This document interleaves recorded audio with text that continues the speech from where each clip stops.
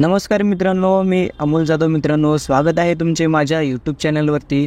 मित्रांनो, आर टीचे फॉर्म जवळपास सर्व पालकांनी भरलेले असतील. जर तुम्ही आर टीचा फॉर्म भरलेला आहे तर हा व्हिडिओ नक्कीच तुमच्यासाठी आहे. व्हिडिओ शेवटपर्यंत पहा. चॅनलवरती पहिल्यांदा आला असाल तर चॅनलला सबस्क्राईब करा. मित्रांनो, आर टीचा फॉर्म भरल्यानंतर सर्व पालकांना उत्सुकता लागते ते आर टीच्या रिझल्टची. आजच्या या व्हिडिओमध्ये आपण हेच पाहणार आहोत. तर आर टीचा ऑनलाईन रिझल्ट जो आहे तो कसा पाहायचा, त्यासाठी सगळ्यात पहिल्यांदा आपल्याला गुगल क्रोममध्ये आर टी एवढं टाकून सर्च करायचं आहे. जी पहिली वेबसाईट येईल त्यावरती क्लिक करायचं आहे.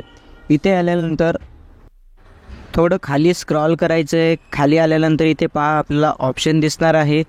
तर इथे आपण पाहू शकता, इथे ॲप्लिकेशन वाईज डिटेल्स अर्जाची स्थिती या टॅबवरती आपल्याला क्लिक करून घ्यायचं आहे. यावरती जसे आपण क्लिक करू त्यानंतर इथे आपल्याला ॲप्लिकेशन नंबर म्हणजेच आपला अर्ज क्रमांक टाकायला विचारेल. तर आपला जो काही अर्ज क्रमांक आहे तो या चौकटीत टाकून गो या बटनवरती क्लिक करायचं आहे. यावरती क्लिक केल्यानंतर तुमच्या मुलाचे आर टीसाठी सिलेक्शन झालेले आहे किंवा नाही हे स्टेटस दिसेल, किंवा नॉट सिलेक्टेड किंवा सिलेक्टेड असं स्टेटस दिसेल. जर इथे दिसत नसेल तर तुम्हाला वरती अजून पाहू शकता वेटिंग लिस्ट ही सुद्धा यादीवरती लावण्यात आलेली आहे.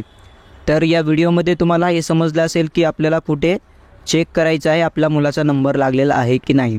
त्यानंतर जर नंबर लागला तर आपल्याला इथे सेल्फ डिक्लेरेशन जे आहे ते द्यावं लागतं. त्यासाठी सेल्फ डिक्लेरेशन यावरती क्लिक करायचं आहे. खाली एक PDF डाउनलोड करण्यासाठी लिंक येईल, त्यावरती क्लिक करायचं आहे. तर पहा, हे हमीपत्र आहे. सगळ्यात पहिल्यांदा इथे आपल्याला विद्यार्थ्याचं म्हणजेच आपल्या मुलाचं नाव इथे पूर्ण लिहायचं आहे. जो अर्ज क्रमांक आहे ॲप्लिकेशन नंबर, तो अर्ज क्रमांक या ठिकाणी लिहायचा आहे. त्यानंतर आई किंवा वडील जे कोणी सांभाळ करत आहेत त्यांचं इथे नाव लिहायचं आहे संपूर्ण.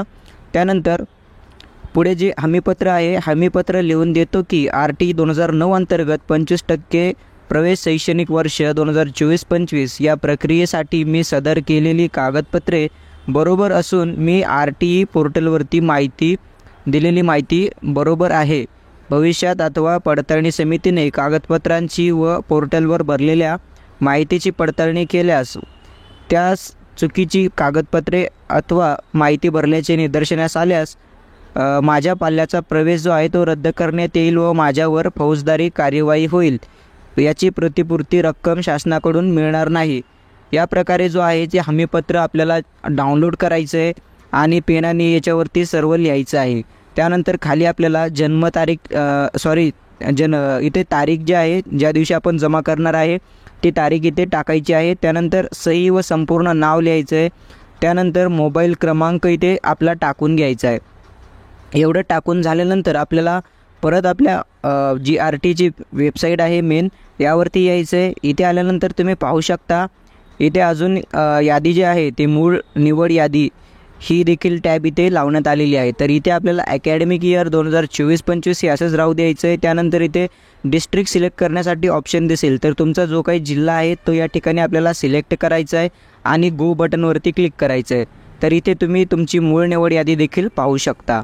त्यानंतर इथे जरी दिसत नसेल तर तुम्हाला वेटिंग लिस्टमध्ये जर दाखवत असेल तर तुम्हाला इथे वेटिंग लिस्ट प्रतीक्षा यादी यावरती क्लिक करायचं आहे आणि इथे अकॅडमिक इयर 2024-25 हे राहू द्यायचं आहे. त्यानंतर आपला जो जिल्हा आहे, ज्या जिल्ह्यासाठी फॉर्म भरला आहे तो जिल्हा सिलेक्ट करायचा आहे आणि गो बटनवरती क्लिक करायचं आहे. आता इथे संपूर्ण जिल्हे वगैरे जे आहे ते येत नाही आहे, कारण की अजून फॉर्म भरणे जे आहे ते सुरू आहे. जेव्हा फॉर्म भरणे संपूर्ण बंद होईल आणि रिझल्ट डिक्लेअर होईल त्यावेळेस तुम्हाला ह्या सर्व याद्या ज्या आहेत ते ऑनलाईन या पद्धतीने पाहता येणार आहेत.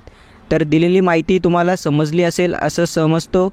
आणि चॅनलवर तुम्ही जर पहिल्यांदा आला असाल तर चॅनलला सबस्क्राईब आणि नोटिफिकेशन बेल ऑन करून ठेवा, जेणेकरून आर टी संदर्भात जी काही नवीन अपडेट येईल ती सगळ्यात पहिल्यांदा तुमच्यापर्यंत